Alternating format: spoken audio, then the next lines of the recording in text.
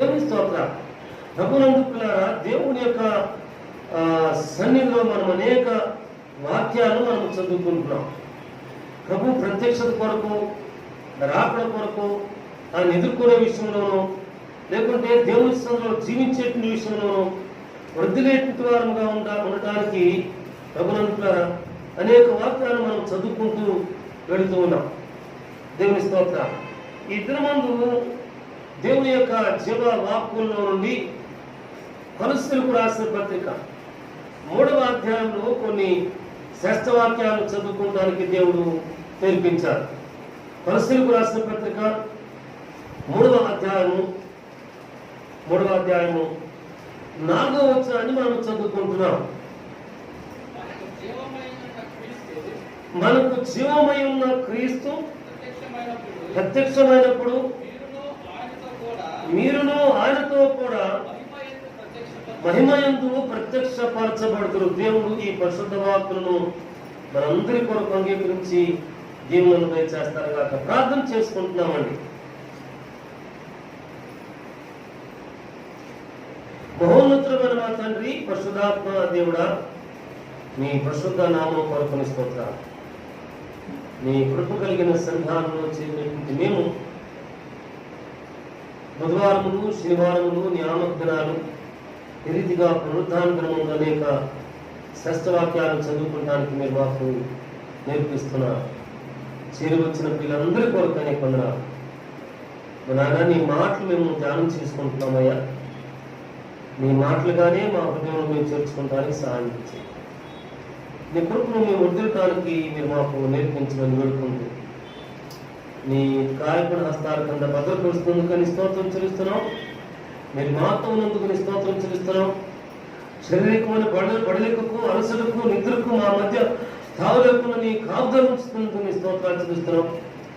బలహీనత చేతనో, ఇరుకు చేతనో, ఇబ్బంది చేతనో, వేదన చేతనో నీ దీపకులైన వారు ఎవరైనా ఇక్కడ ఉన్నట్లయితే వారికి నాయన స్వస్థతను లేకుంటే, విడుదలను లేకుంటే నీ భద్రతను ప్రసాదించి తమ ప్రాణాలకు మీరు తీసుకువెళ్తారని నీ స్తోత్రం చెల్లిస్తున్నాం.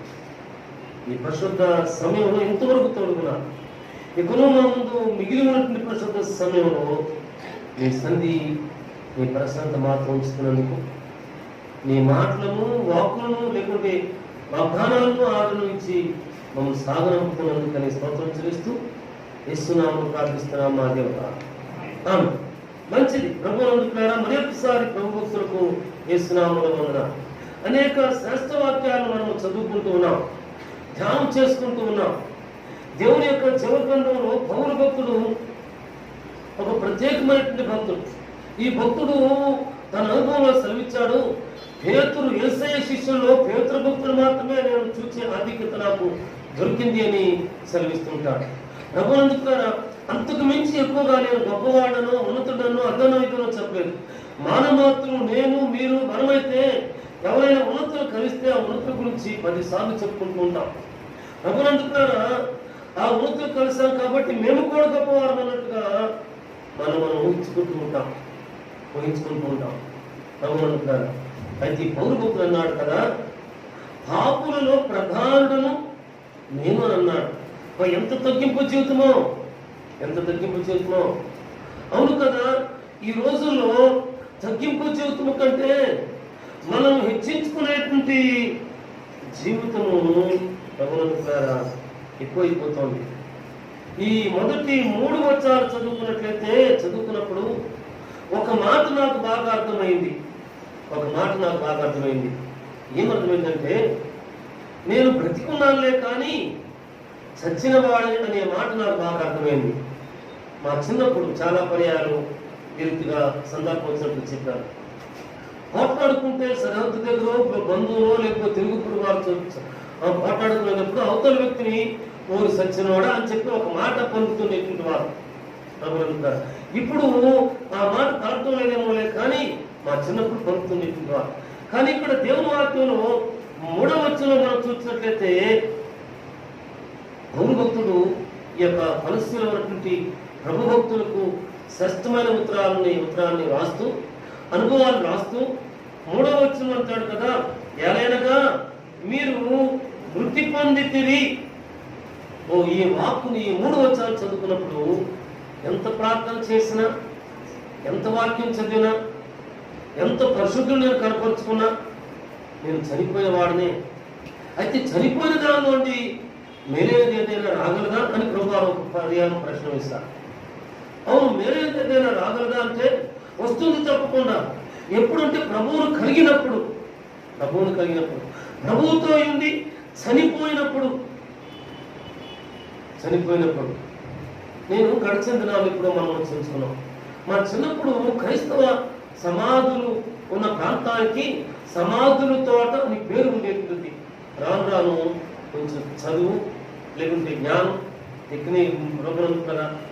విజ్ఞానం ఎక్కువైపోయింది కాబట్టి హిందూ శ్మశాన వాటిక, ముస్లింలకు ఖబర్స్ అని, క్రైస్తవులకు వచ్చేసరి క్రైస్తవుల శ్మశాన వాటిక అని పేరు మార్చేశారు. కానీ మా బాల్యంలో చాలా కాలం క్రితం సమాధుల తోట అని ఉండేది పేరు. ఈ తోటలో చనిపోయిన ఈ నిర్జీవ శరీరాన్ని పెడతారు. ఆయన ప్రత్యక్షమైనప్పుడు ఈ నిర్జీవ శరీరము మహిమ శరీరము ధరించి తిరిగి లేస్తుంది దేవుని ఎదుర్కొనేందుకు, సజీవుని ఎదుర్కొనేందుకు. అందుకే ఇక్కడ ఏమన్నాడంటే, ఎవరైనా మీరు మృతి పొందితిరి, మీ జీవము క్రీస్తుతో కూడా దేవుని యందు దాచబడి ఉంది. మనం దాచబడిన వారము. దేవుని బిడ్డ, దేవుని సంతానమా, తండ్రి తల్లి, ఈ చెల్లెమ్మ, తమ్ముడు, లేకుంటే కుమార్తె, కుమారుడు, నేను దేవుని సన్నిధిలో దాచబడిన వారు. అవును, శ్రమ విడిచిపెట్టుకున్నా, దుఃఖం విడిచిపెడుతున్నా, వేదన వదిలిపెడుతున్నా, అవమానం వదిలిపెడుతున్నా, ధనుబాటు వదిలిపెట్టలేదు. అయినప్పటికీ కూడా ఒక నిరీక్షణ కలిగి దేవుని వైపు మనం చూద్దాం. మన జీవము దేవుని దగ్గర దాచబడింది. అయితే మనం దాచుకున్నామా? దాచుకున్న పరిశుద్ధుల గుంపులోని ఉన్నావా? దాచుకున్నటువంటి ఆయన యొక్క ప్రత్యేకమైన గొర్రెల గుంపులో నీవు ఉన్నావా? మన సంఘం ఉందా? నిజమే, అనేక మంది మేము ఇక్కడ చేరాము. తెలియక ఒక 70 మంది ఉంటామేమో. అయితే ప్రభువారు కనుక ఇప్పుడు వస్తే ఈ 70 మందిలో ఎంతమంది దేవునితో కూడా లేపబడేవారు, లేకుంటే ఆయన చూచేవారము, చనిపోయిన వారు కదా. చనిపోయినటువంటి మనము ఎంతమందిని ఆయన కనుగొనేవారుగా ఉంటాం. అందరం చూస్తుంటుంటాం. భగవంతుడారా, కొన్ని పర్యాలు మీరు గమనించండి. ఇటువంటి మెర్క్యూరీ ల్యాంపులు, పెద్ద ల్యాంపులు పగలు వెలుగుతున్నాయనుకో, రాత్రి వేళ వెలుగుతున్నాయనుకోండి. ఆ వేదిక మీద ఉంటే, వేదిక మీద ఉన్నటువంటి ఈ పెద్దలందరితో స్పష్టంగా కనబడుతూ ఉంటారు. ఈ లైట్లు, ఈ వెలుతురు చాలా ప్రకాశమానముగా మన వేదిక మీద ఉన్న వారి మీద పడుతుంది. కాబట్టి అవతల ఉన్న వారు సవ్యంగా కనపడరు. మన ప్రభు అటువంటి వాడు కాదు. ఆయన మహిమలో ఉండేటువంటి వాడే. ఆ మహిమలో ఉన్నటువంటి ఆయనకు ప్రతి ఒక్కరు కూడా స్పష్టంగా కనబడతారు. అయితే ఆయన చూడగలిగినటువంటి సజీవమైనటువంటి జీవములో మనం ఉన్నామా? మన జీవాన్ని ప్రత్యక్షపరుచుకున్నామా? దాచుకున్నామా? ప్రభువునందు దాచబడిన వారమైతే ఆయన చూస్తాం, లేవనెత్తబడతాం. ప్రభువునందు ఆయన మహిమలో పాలు పొందుతాం. లాజరు చాలా శ్రమలు అనిపించాడు. వెలివేయబడినవాడుగా ఉన్నాడు, ఎగతాళి చేయబడినవాడు ఉన్నాడు, అసలు లెక్కలో లేనివాడుగా ఉన్నాడు. ఈ జీవిత తదనంతరము దేవుని కుడి పార్శ్వమున కూర్చున్నాడు. సంగమా, ప్రభు ప్రియులారా, మనం ఆ రీతిగా కూర్చునడానికి, ఆ రీతిగా లేవనెత్తబడటానికి దేవుని వైపు మనం చెప్పాం. భాగ్యం కాకుండా దేవుని బిడ్డ ఆయమ్మ ఒకసారి వచ్చాయా, మరే నా బిడ్డలందరితో చెప్పాక మీకోసం నేను ప్రార్థన చేయను, నా కోసం నేను ప్రార్థన చేసుకుంటాను. ఎందుకు? ఒక మంచి ప్రయాణం కొరకు నా గురించి నేను ప్రార్థన చేసుకుంటానని చెప్పినాడు. అదే రీతిగా ప్రార్థన చేసుకుంది. తన జీవన యాత్ర దినములు పరిసమాప్తమైనప్పుడు ప్రశాంతంగా దేవుడు ఆ యమ్మును తన సన్నిధికి చేర్చుకున్నాడు. ఈరోజు దేవుని సన్నిధానంలో మనము మన జీవనము ఆయన దగ్గర దాచుకునే వారముగా, పరిశుద్ధులుగా, దేవుని కొరకులో సాగి వెళ్ళే ద్వారముగా మనం ఉన్నాం. ఇప్పుడు 4వ వచనంలోకి వస్తున్నాం. మనకు జీవమైన యేసుక్రీస్తు ప్రత్యక్షమైనప్పుడు మీరు ఆయనతో కూడా మహిమయందు ప్రత్యక్షపరచబడును. అవును ప్రభువునందు ద్వారా ప్రత్యక్షపరచబడతాం. ఈ తండ్రి దగ్గర పక్షపాతం లేదు, ఈ మహోన్నతుని దగ్గర పక్షపాతం లేదు. ఈ లోకంలో ప్రభునందుకులారా మన బిడ్డలు ఉంటే ప్రతి తండ్రి, ప్రతి తల్లి, ప్రతి పెద్ద ఏమి కోరుకుంటాడంటే ఆ బిడ్డ తనకంటే శ్రేష్ఠుడు కావాలని కోరుకుంటాడు. అవును అవును ప్రభునందుకులారా. ఒకవేళ ఒక తరగతి గదిలో 40 మంది బిడ్డలుంటే ఏ తండ్రి ఎవరికి వారే వీళ్ళందరికంటే నా బిడ్డకు మాత్రమే ఫస్ట్ మార్క్ రావాలా, వచ్చే ప్రతిఫలాలు, బహుమానాలు, మెడల్స్ నా బిడ్డకు మాత్రమే రావాలని కోరుకుంటూ ఉంటారు. ఇది మానవ జీవితం. కానీ దైవ ప్రత్యక్షత జీవితంలో మాత్రము మనం కోరుకున్నప్పటికీ కూడా వారు ప్రతి ఒక్కరిని చూసేవాడు ఉంటున్నాడు. వారి విశ్వాస పరిమాణం చొప్పున మనకు ప్రతి ఫలమును ఇచ్చేవాడు ఉంటాడు. అందుకు ఇక్కడ ఒక మంచి వాక్యం ఏమో చెప్తున్నానంటే, ప్రభునంటారా నేను చనిపోయిన వాడినే అని వాక్కును ధ్యానం చేసుకున్న తర్వాత దేవుని వాక్యంలో మహిమయందు ప్రత్యక్ష పరచబడును. అవును, ఆయన మహిమలో ప్రత్యక్షపరచబడి వారంగా ఉండటానికి సమాధాన జీవితాన్ని దేవుని కలిగిన జీవితాన్ని మనము జీవించే వారముగా ఉంటే మనకు మేలు ఉంది. దేవుని స్తోత్ర. ఈ వాక్కును ఈ రీతిగా నేను చదువుకొని ధ్యానం చేసుకుంటూ ముందుకు సాగి వెళ్ళి యోహాను సువార్త 11వ అధ్యాయంలో 11వ వచనాన్ని జ్ఞాపకం చేసుకుని చదువుకున్నాను. ఏమనంటే, మన స్నేహితుడైనటువంటి లాజరు నిద్రించుతూ ఉన్నాడు, ఆయనను మేల్కొల్ప వెళ్ళుచున్నాము అని ప్రభువారు చెప్పిన మాట. మన స్నేహితుడైన లాజరు నిద్రిస్తున్నాడట. మన కుటుంబంలో మన ప్రియులైన వాడు ఎవరైనా ఎరుపుల చేతనో, ఇబ్బంది చేతనో, బలహీనత చేతనో, అవిశ్వాసం చేతనో, అపనమ్మకం చేతనో, స్వనీతి చేతనో, స్వలాభం చేతనో నేను అనేటువంటి తలంపు ఉంటుంది. దానికి ఇంకో పేరు కూడా ఉంది. ఆ పేరును నేను పలకపోవడం లేదు. నేను ఈ రీతిగా అయింది నిద్రించే పరిస్థితులు ఉంటే అటువంటి వారిని మనం మేలుకొల్పవలసినటువంటి వారంగా ఉంటున్నాం. ఎందుకు అంటే ప్రభునందుకులారా మహిమయందు ప్రత్యక్షపరచబడడానికి మాత్రమే, మహిమలో ప్రత్యక్షమైనప్పుడు ఆయన ఇచ్చేటువంటి శ్రేష్టమైన బహుమానం సంపాదించుకుంటకు మాత్రమే వారిని మేలుకొల్పవలసినటువంటి వారంగా ఉంటున్నాం. చోడవరంలో తేలిక ఒక 60 మంది దేవుని పెట్టుకునేటువంటి వారు మంచిది. అయితే ప్రభునందుకులారా ఈ 60 మందిలో వెంకటరత్నం గారు ఒక తల్లి ఉండేటువంటిది, విశ్వాసి, యాజ్ఞాపరాలు. ప్రభునందుకులారా ఊరు మొత్తం కూడా ఆమె పొలం పనిపాట్లకు వెళ్ళి తన జీవనయాత్రను కొనసాగించినటువంటి తల్లి. ఆమెకు ఒక పేరు ఉంది చోడవరం గ్రామంలో. ఏమంటే యేసు ప్రభు భక్తురాలంటే మన ఊరు మొత్తం మీద వెంకటరత్నం మీద ఇంకెవడో కూడా కాదు అని.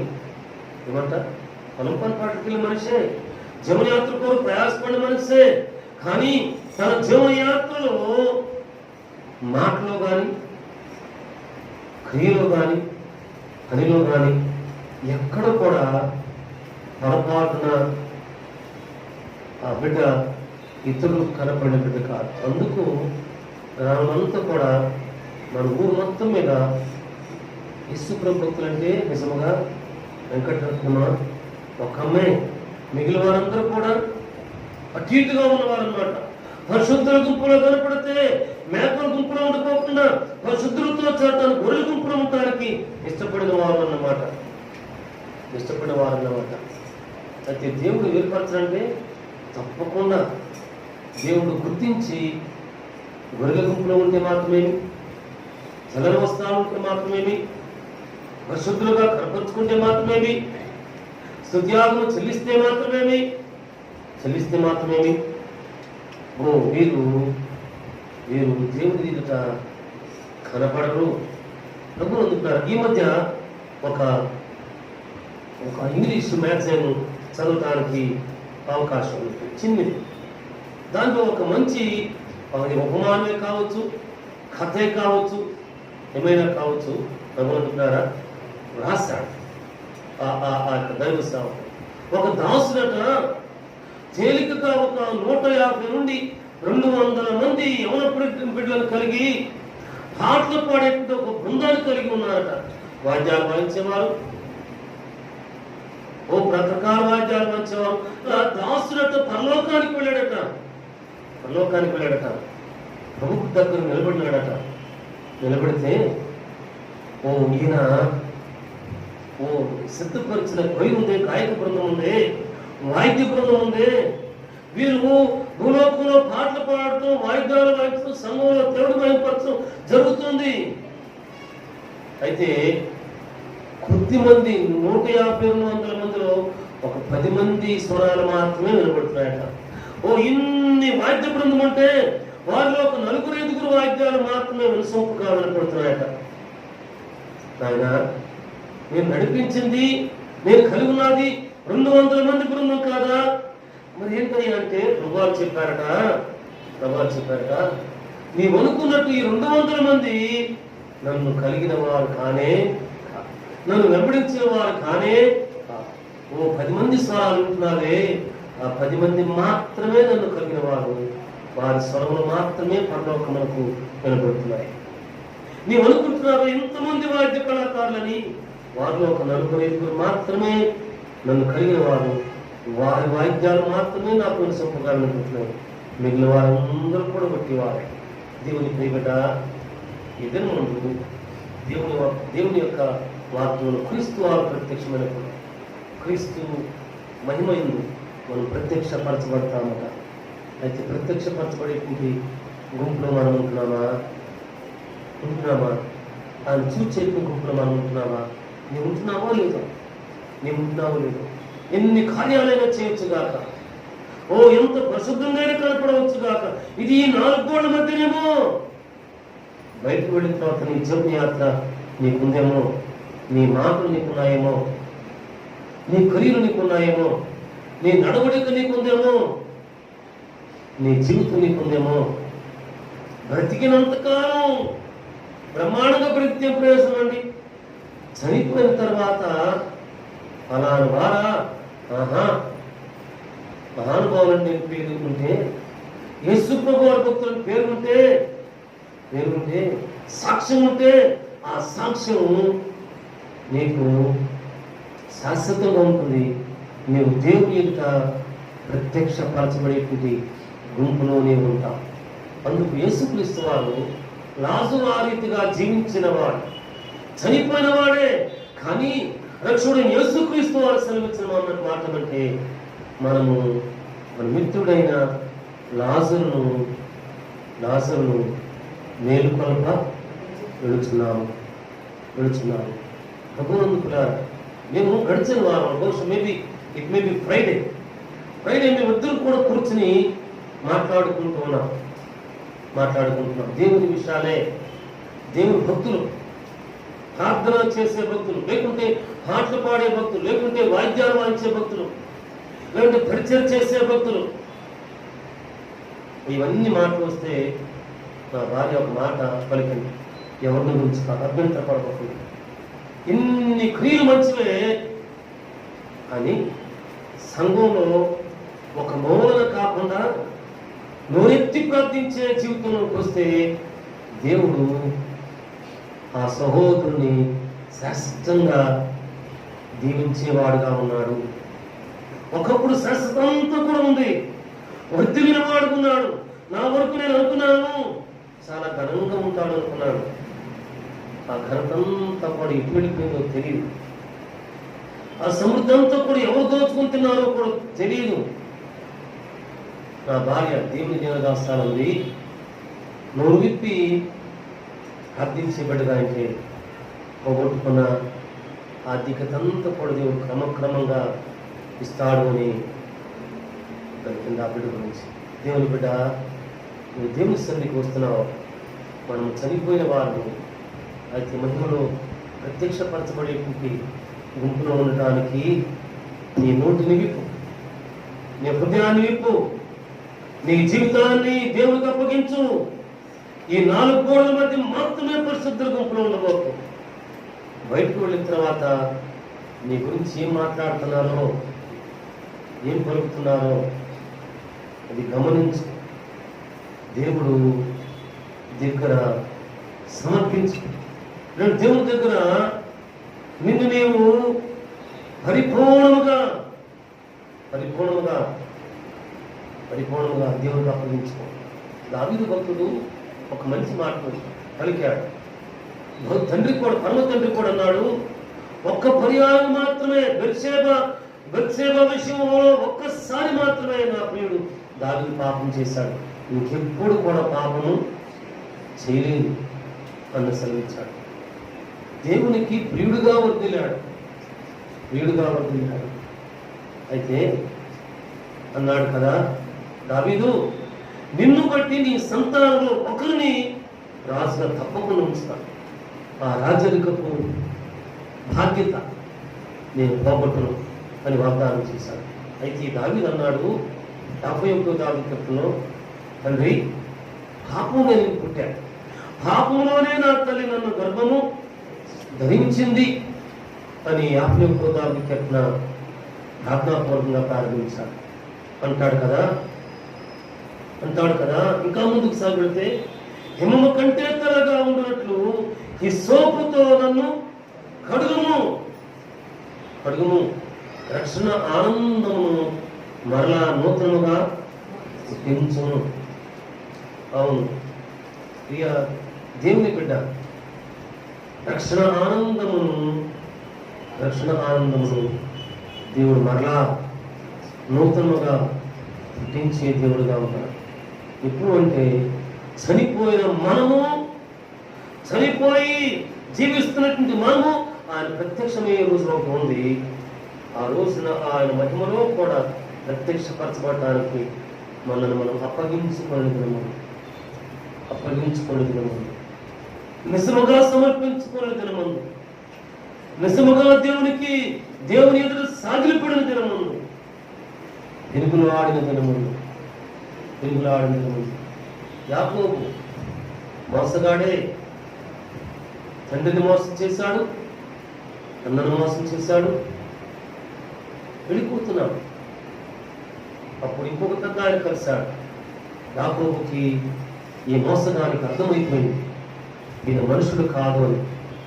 ఆయనతో పెనుగులాడాడు. ఎంతగా పెనుగులాడాడంటే కుంటివాడయ్యే పర్యంతరము పెనుగులాడాడు.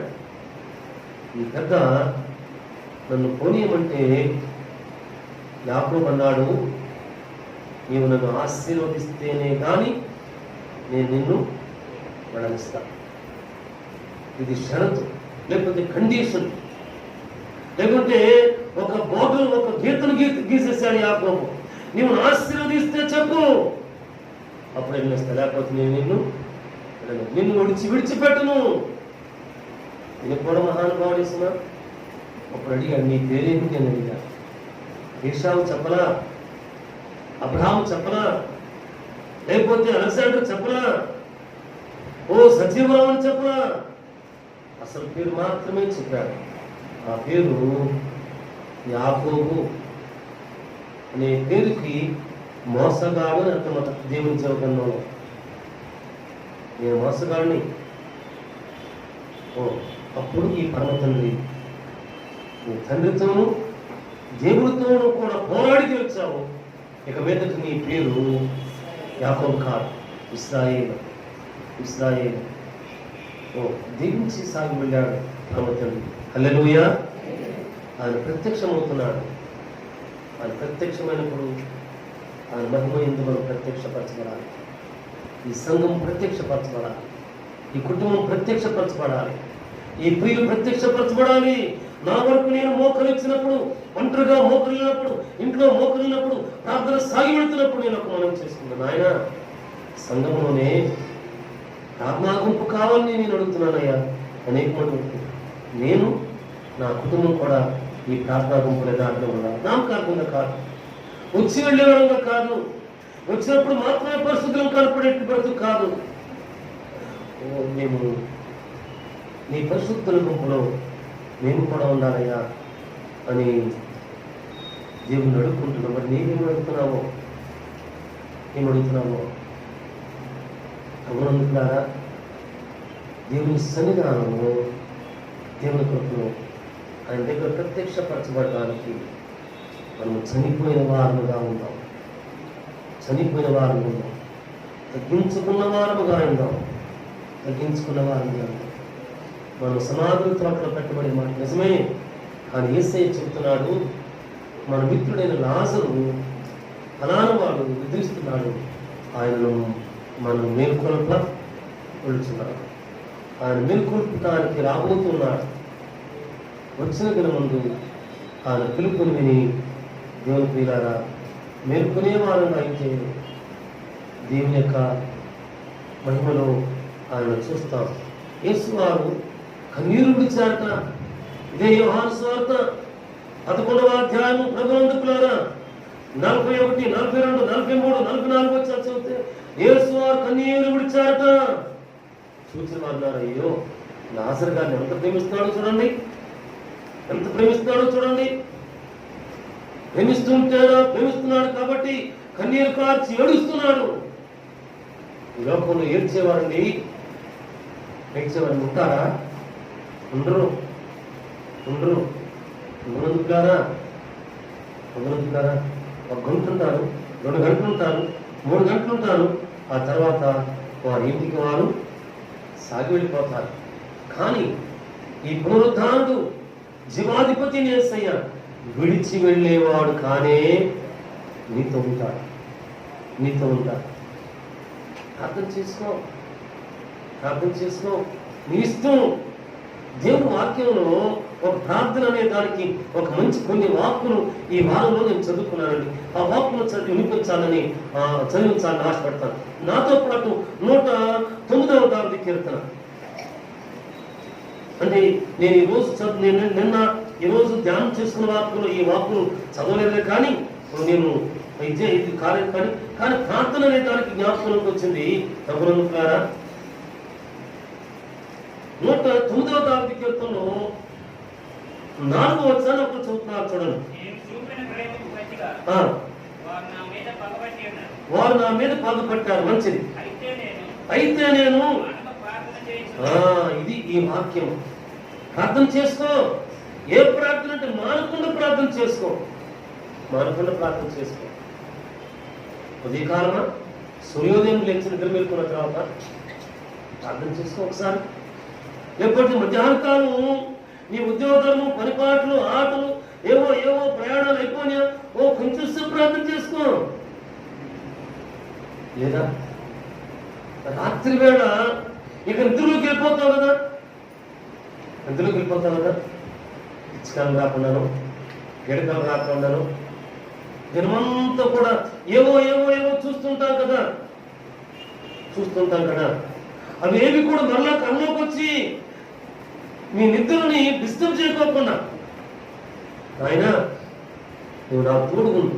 ఏదైనా ఒక మంచి కళ నా జీవితం గురించి, నా గురించి దేవుని భక్తులకు, దేవుని ప్రియులకు ప్రార్థనాపూర్వకంగా దైవ ప్రత్యక్షతలోనికి వచ్చాయంటే అవి తప్పకుండా ఉంటాయి, లేకుంటే నెరవేరుతాయి. హల్లెలూయా.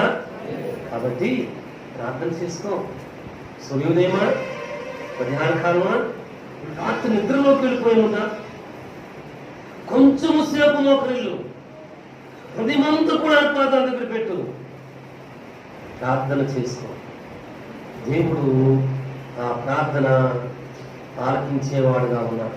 పక్కనే ప్రభుని గడిచిన వారిలో అనేక పర్యాలు చదువుకుని ధ్యానం చేసుకున్న వాక్యాలు 107వ దావీదు కీర్తన 6వ వచనమండి. అక్కడే ఉందండి. వారు కష్టకాలం ముందు యెహోవాకు మొరపెట్టారు, వారి ఆపదలలో నుండి. ఓ ప్రభునందుకులారా, వారిని కష్టకాలం ఉన్నావా, ప్రార్థన చేయి. వారి ఆపదలలో నుండి వారిని విడిపించాడట. విడిపించే దేవుని స్తోత్రాలు. అనంతరము 69వ దావీదు కీర్తన 13వ వచనాన్ని మనం చదువుకుంటున్నాం.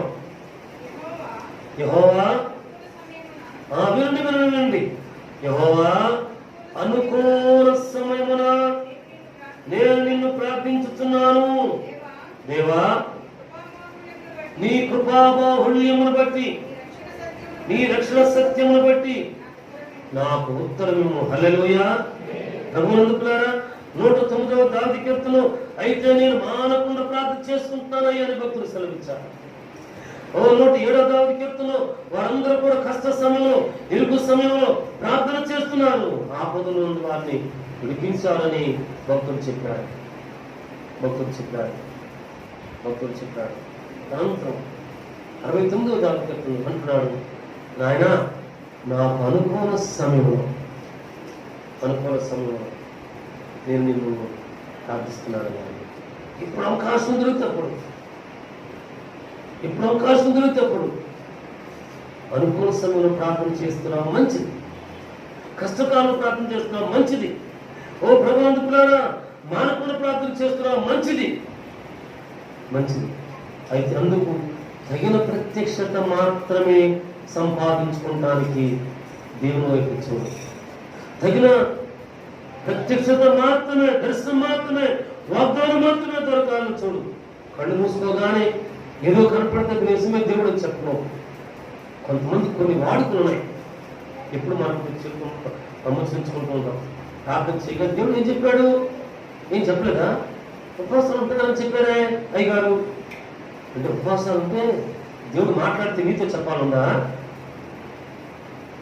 లేకపోతే దేవుడు ఏం సెలవిచ్చాడు జీవితం గురించి, భవిష్యత్తు గురించి, విద్య గురించి, ఉద్యోగం గురించి, లేదా కుటుంబం గురించి దేవుడు ఏం బయలుపరిచాడో నీతో చెప్పాలన్నా?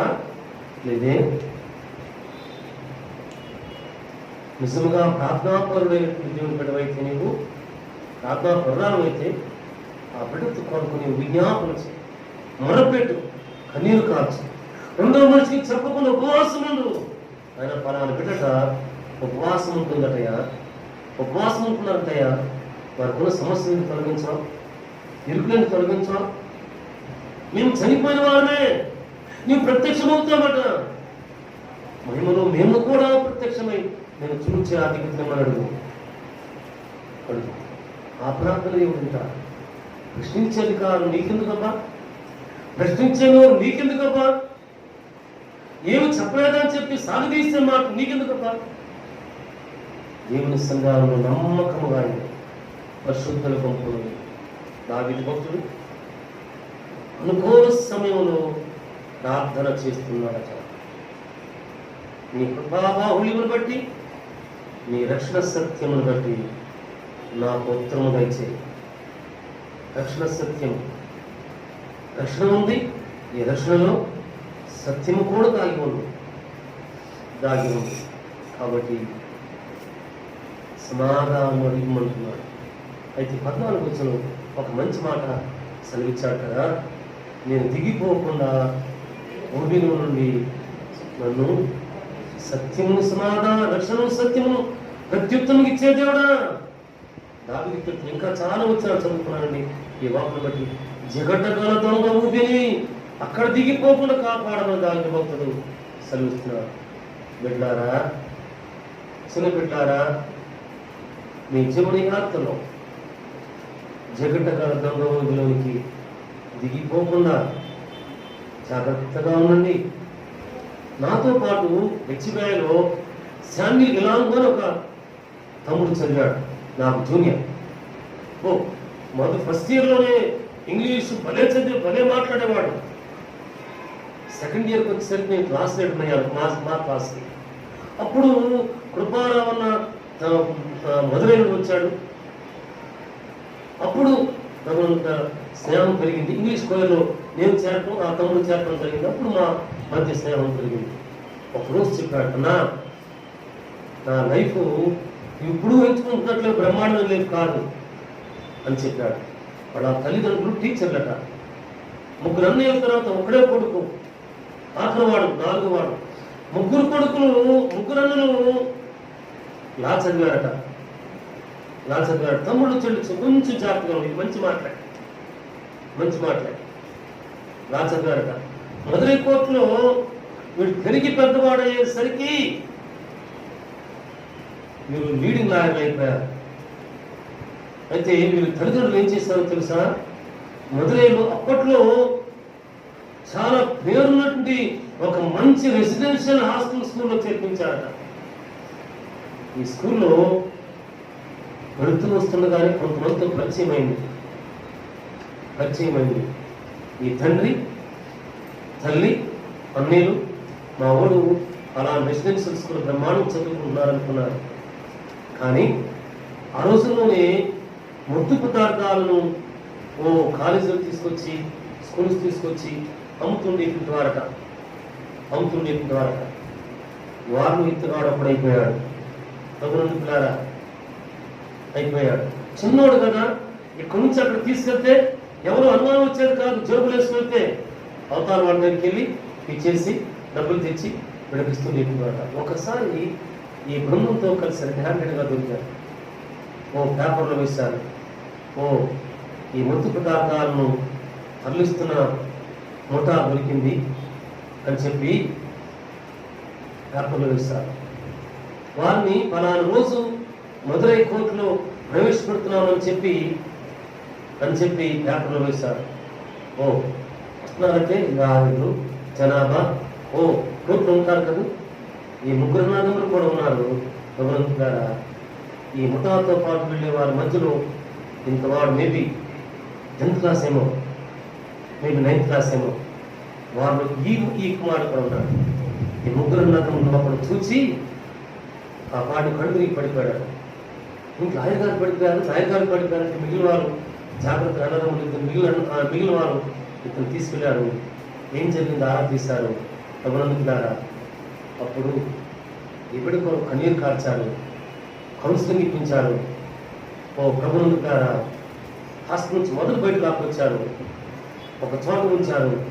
రెండో కండి తెలియకోకుండా అన్ని ముగ్గురు లీడింగ్ లాయర్లు కాబట్టి ఈ పేరు బయటకు రాకుండా జాగ్రత్త పడ్డారు.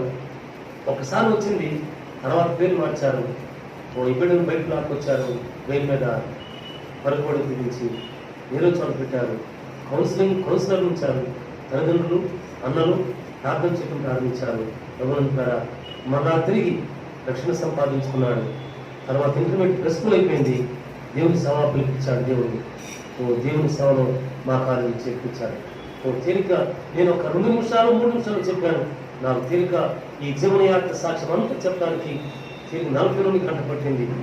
ఇస్ ఇట్ ట్రూ ఇలా అనుకుంటే అమ్మానా అవునన్నా నువ్వు అనుకున్నట్టుగా నేను మంచి కూడా కానీ మీ బిడ్డలారా ఈ రోజులు బాగల తమ్ముళ్ళు చెల్లెములు ఈ మాట మీద ఉంచుకోండి.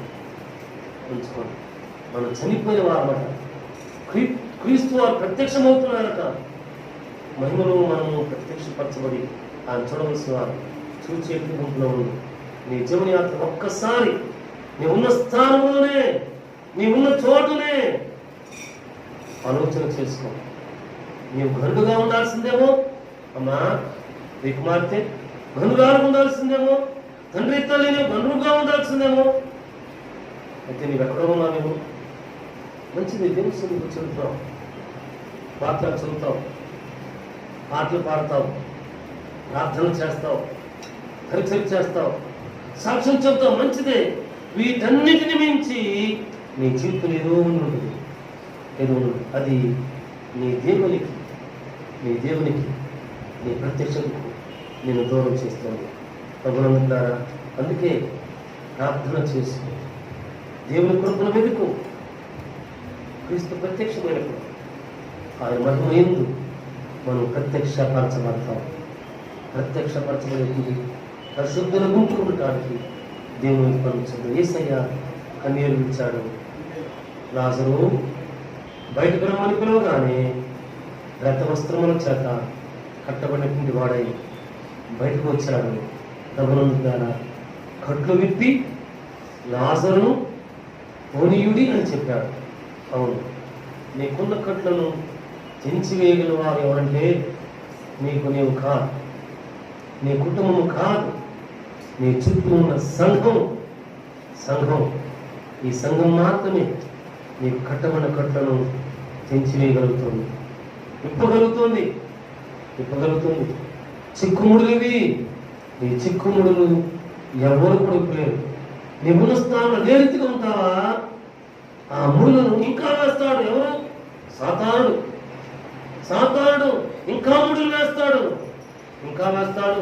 హబక్కూ గ్రంథంలో ఉంది, లోకాధిపతిగా మృక్కులు మొక్కి తన గాలములకు వాళ్ళకు మృక్కులు మొక్కి తన గాలములకు మనుషులను చిక్కించుకొని గంతులు వేస్తున్నాడట. గంతులు వేసేవాడు ఎక్కడ ఉంటున్నాడంటే ఉంటలేదు, తన గాలములకు వలలకు బరులు అర్పిస్తున్నాడట. ఒకవేళ ఏదైనా ప్రలోభానికి చిక్కుపడిపోయేమో.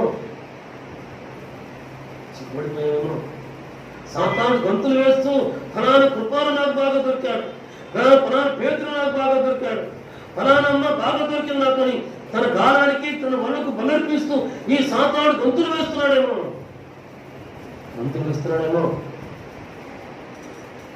ఆలోచన చెయ్యి. ఒకవేళ దేవుని సన్నిధికి వచ్చాం కదా, మా చిన్నప్పుడు కొన్ని అమృతాత్మ శక్తులు బయటపడుతున్నాయి. అక్కడ అటువైపు మా రేకుల చెట్టు ఉండేది, అక్కడ ఒక చోట అక్కడ ఒక పెద్ద మర్రి చెట్టు ఉండేది, ఇక్కడ ఒక చెట్టు ఉండేది.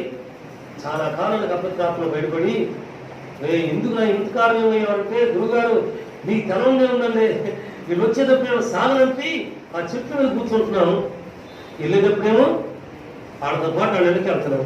వాళ్ళ ఇళ్లలో వాడి భజన మా భజన సామాన్యం. నీ దగ్గరికి వచ్చినప్పుడు మాత్రం అక్కడ చెట్టు మీద ఉంటాగా నీ దగ్గర పరిశుద్ధ భక్తులు కనబడతారు. అబ్బా, మీరు ప్రార్థన చేసే భక్తులు, పాటలు పాడే భక్తులు, కాయలు కొట్టే భక్తులు, పరిచయం చేసే భక్తులు అనుకుంటాము. భక్తుడు ఎట్టొచ్చారంటే, మీరు ప్రార్థన చేస్తున్నారుగా, ఈ ప్రార్థనకి మా వల్ల కాదు, మా ఒళ్ళు మంటలు పుట్టిని ఇంకెంతకాలం దాక్కుంటామని చెప్పి ఏ సేవలు లాక్కొచ్చాడు. మీ ప్రార్థనే లాక్కొచ్చింది. ఒకవేళ ఈ మాట్లాడుతుంటాను, పైగా ప్రార్థన చేయండి, గట్టిగా ప్రార్థన చేసుకోండి. మరి మా ఇంట్లో బాగట్లేదే కానీ కొంచెం గట్టిగా ప్రార్థన చేసుకోండి. ఎవరు చేసుకోవాలంట? సంఘస్థులు చేసుకోవాలి. వీళ్ళు చేయరు. సంఘం ప్రార్థన చేస్తుంది, నీవు కూడా చేయాలి. లేవనెత్తబడటానికి, విప్పబడటానికి, పరిశుద్ధుల గుంపులో చేర్చబడటానికి మేము కూడా ప్రార్థన చేయాలి. ప్రార్థన చేస్తున్నావా? దేవుని వాక్యాన్ని చదువుతున్నావా? మంచిది, చదువుకో. ఈ వాక్కులు మననం చేసుకో, జ్ఞాపకం చేసుకో. ఎప్పుడెప్పుడో జ్ఞాపకం జరిగి గుర్తు తెచ్చుకుంటావు కదా, ఎప్పుడెప్పుడో జరిగినట్టు ఎత్తి మాట్లాడుకుంటుంటావు కదా. వాటితో పాటు ఈ వాక్కులు కూడా ఈ క్రీస్తు వారు ప్రత్యక్షమవుతారట. రోజు ప్రత్యక్షమైనప్పుడు మహిమైందు కూడా ప్రత్యక్షపరచబడతామట. నేను ప్రత్యక్షపరచబడాలా, సమాధులతో నేను లేవనెత్తబడాలని నువ్వు నిర్ణయం తీసుకో. దేవుని కొరకు అని నువ్వు దీవించేవాడు ఉన్నాడు, విడిచిపెట్టేవాడు కాదు. కృప చూపించేవాడు ఉన్నాడు, త్రోసివేసేవాడు కాదు. ఈ లోకంలోనే ఆస్తుల దగ్గర, అంతస్తుల దగ్గర తేడాలు వస్తే ఒకరిని ఒకరు తోసేసుకుంటారండి. మా నాన్నగారు ఎప్పుడు చెప్పేవారు, ఏదో తండ్రి దగ్గరికి వెళ్ళి చెప్తే ఆ ఇక్కడ నాస్తికుడు, వ్యాపారస్తుడు, సొసైటీ బ్యాంక్ ఉన్నవాడు, అరే నువ్వు నాకు చెప్పాల్సిన మాట చెప్పాను, వాడు అయిపోయావా అని చెప్పి మెడపట్టుకుని బయటకు వస్తున్నాడు. ఫినిష్. ఆస్తిని, అంతస్తుని, నగల్ని వదిలిపెట్టి మా తండ్రి బయటకు చూశారు. విచిత్రం విచిత్రం. ప్రభు పట్టుకున్నాడు. అంతకంటే అన్ని కోట్ల ఆస్తి లేదు, కానీ అంతకంటే ఘనమైన జీవితాన్ని జీవించడానికి దేవుడు దీవించాడు. నిజంగా షావుకారుగానే దీవించాడు. విడిచిపెట్టాడా? దేవుడు విడిచిపెట్టా. అప్పుడప్పుడు గుర్తొస్తూ ఉంటుంది నాకు ఇటువంటి సందర్భాలు. అప్పుడంతా షావుకారు అయినంత మాత్రమే కనుక బ్రతకము, దేవునితో ఉంటే బ్రతికేస్తాం ఖచ్చితంగా. ఈయన ఉన్నతుడు. కొంతమందికి సమాజంలోనే కొంతమంది ఉంటారు, అయ్యో వాళ్ళయ్యా తినటానికి ముద్దు లేకుండా పోతున్నారు. రాజా చెవులు అంటున్నాడు, ప్రతి పైసలు పెరగట్లు అప్పుడప్పుడు నువ్వేంటో ఆయన కోట్లు కూడా ఇచ్చాడు అనుకుంటాం. ఇటువంటి ప్రక్కన ప్రాంప్టింగ్ చేసే టీం అంటారు ఇంగ్లీష్లో, తెలుగులో ఏమంటారు తెలియదు, కానీ వీళ్ళ గురించి వీళ్ళు వాళ్ళకంటే ముందు వీళ్ళు చేస్తూ ఉంటారు, వీళ్ళు చెప్పుకుంటూ ఉంటారు. అప్పుడు అటువంటి మనస్తత్వం కలిగి ఉంటే దాన్ని విడిచిపెట్టి ఇక్కడ. ఎందుకంటే నువ్వు చనిపోయిన దేవుని బిడ్డ, దేవుళ్ళు చనిపోయిన బిడ్డగాడు అని ప్రత్యక్షమవుతాడు. ప్రత్యక్షమైనప్పుడు మనం ప్రత్యక్షపరచబడటానికి యథార్థతతో, పరిశుద్ధతతో, నీతితో, జీవంతో జీవించు. నువ్వు ప్రత్యక్షపరచబడే ప్రియకుడు కాదు. నువ్వు షావుకారువే, ఉన్నతుడివే, దేవుని పొందేటువంటి ప్రియకుడివే, దేవుని కొరకు వర్తులేటువంటి ప్రియకుడివే. అందుకే నీకున్న కట్లను తెంచి వేసుకో. ఆ రీతిగా ఉంటే సాతాను మరికొన్ని కట్లు వేస్తాడు, గంతులు వేస్తాడు. నువ్వు అక్కడే ఉంటావు. నువ్వున్న స్థానం నుండి బయటికి రా. దేవుని ద్వారానే బయటకు వస్తావు, ప్రార్థన ద్వారానే బయటకు వస్తావు, దేవుని వాక్కు ద్వారా బయటకు వస్తావు. ఆ వాక్కుని జ్ఞాపకం చేసుకునే ద్వారా బయటకు వస్తావు. ఇవేమో జ్ఞాపకం చేసుకునే ద్వారా బయటకు రాలేదు. దేవుని సందర్భం, దేవునితో జీవించి మరి వాక్యాన్ని నా సమయం దాటి ముందుకు వెళ్ళిపోతాను. ప్రబలంతారా యోహాను సువార్తలోనే 6వ అధ్యాయంలో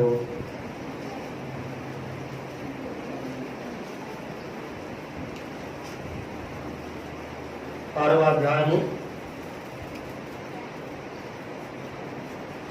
40వ వచనం చదువుకుంటున్నామండి. కుమారుని చూచి ఆయన విశ్వాసం నుంచి ప్రతివాడును నిత్య జీవం పొందుతాయి.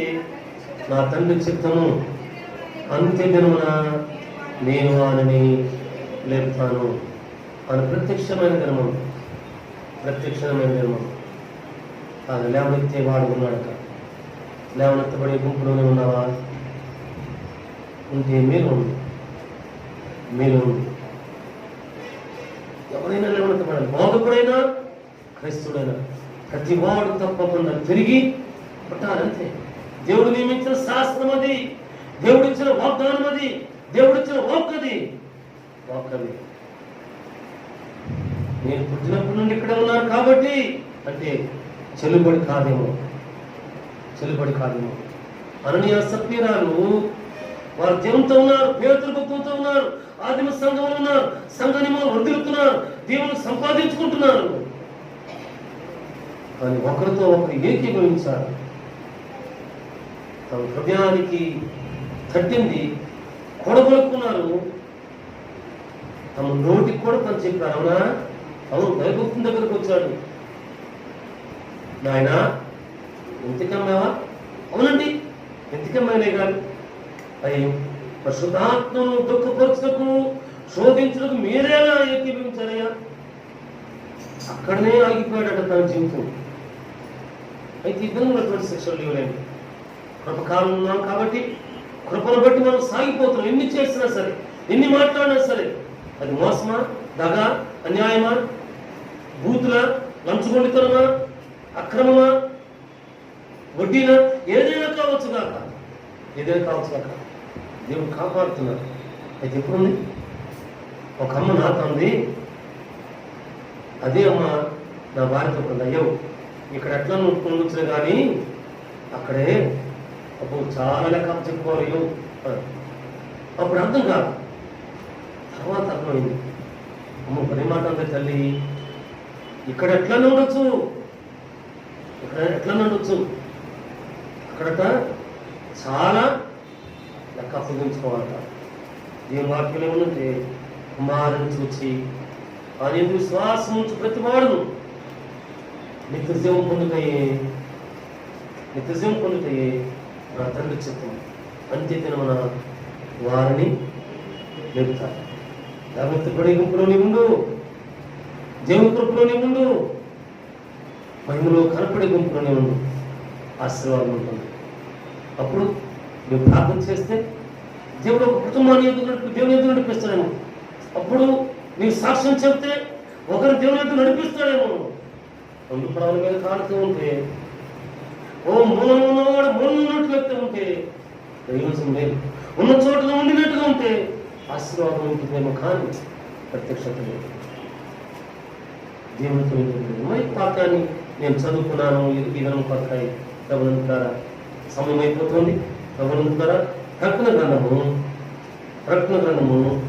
3వ అధ్యాయము మొదటి 3 వచనాలు చదివితే సార్దీస్ సంఘపు దూతతో పద్మాసు ద్వీపవాసిగా ఉన్నటువంటి పరమాత్మ జ్ఞాని ఈ మాటలు పలుకుతున్నాడు. చాలా శ్రేష్టమైనవి. 3వ అధ్యాయం అండి ప్రకటన గ్రంథము మొదటి 3 వచనాలు. సార్దీసులో ఉన్న సంఘపు దూతకు ఈలాగు రాయము, 7 నక్షత్రములను దేవుని ఏడాత్మను గలవాడు సంగతులు ఏమంటే నీ క్రియలను నేను ఎరుగుదును. ఏమనగా జీవించుతున్నావు అనే పేరు మాత్రం ఉన్నది కానీ నీవు మృతుడవే. నీ క్రియలు నా దేవుని ఎదుట సంపూర్ణమైనవిగా నాకు కనపడలేదు కనుక జాగరూకుడమై సావనైన మిగిలిన వాటిని బలపరచుము. నీవు ఎలాగ ఉపదేశం పొందితవో ఎలాగ వింటివో జ్ఞాపకం చేసుకుని దాన్ని గైకొనొచ్చు. ఓ హల్లెలూయా, హల్లెలూయా. మారు మనస్సును పొందాలట. అందుకే దావీదు చెప్తున్నాడు, నాయన ఈ సోపుతో నన్ను కడుగు, హిమము కంటే తెల్లగా ఉన్నట్లుగా నన్ను కడుగు, రక్షణ ఆనందము మరలా నాకు నూతనముగా చూపించు. జాగ్రత్తగా ఉండు, జాగ్రత్తగా ఉండు. ఇదిగో 7 నక్షత్రాలు, 7 ఆత్మలు, చెప్పు గలవాడు, చెప్పు సంగతులు ఏమంటే క్రియలు, జీవితము, మాటలు అన్ని నాకు తెలుసు. నీకు జీవిస్తున్న పేరు ఉంది కానీ చనిపోయిన వాడు. అయితే క్రీస్తు ప్రత్యక్షమైనప్పుడు మహిమలు ప్రత్యక్షపడేటువంటి కృప ఉందంటే కృప లేదు అని కనపడుతుంది. ఇక్కడ దేవుని కనపడుతుంది. అందుకు ఏమాత్రం అంటే నీ ఎదుట సంపూర్ణమైనవిగా నాకు నీ జీవితం కనపడుతుంది, నీ క్రియలు కనపడుతున్నా, నీ ఆలోచన కనపడుతున్నా, నీ కూర్చుంటా లేవచ్చు నాకు కనపడటం లేదు. కాబట్టి నీవెలాగ ఉపదేశం పొందావో, ఏమైతే ఉన్నావో వాటన్నిటినీ జ్ఞాపకం చేసుకుంటూ గైకుంటూ తిరిగి మరలా మారు మనసు పొందాలట. అవును, ప్రభునందుకున్నారా, మృతులమైనటువంటి మనము క్రీస్తు ప్రత్యక్షమవుతున్నాడు.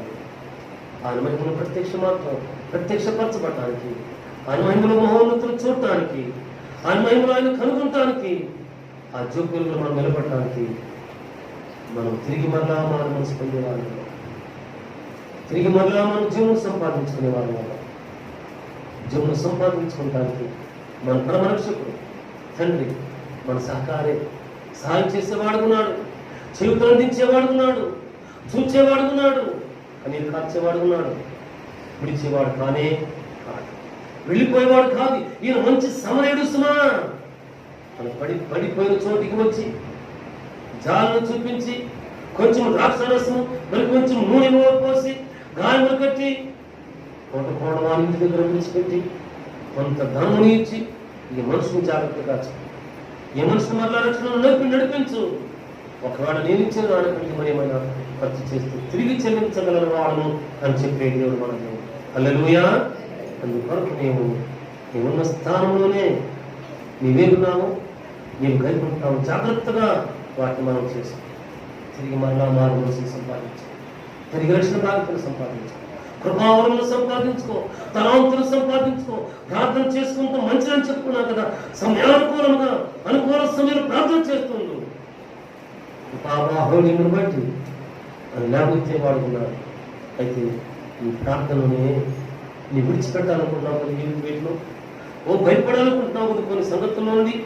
నాయన నిజముగా వీటి నుండి నేను విడుదల పొందడానికి, నా జీవన యాత్రను నేను అనుకున్న దాన్ని సంపాదించుకోవడానికి ఈ జగటకాల దమ్ముగా ఊగి నుండి నన్ను లేవనెత్తు అని అడుగు.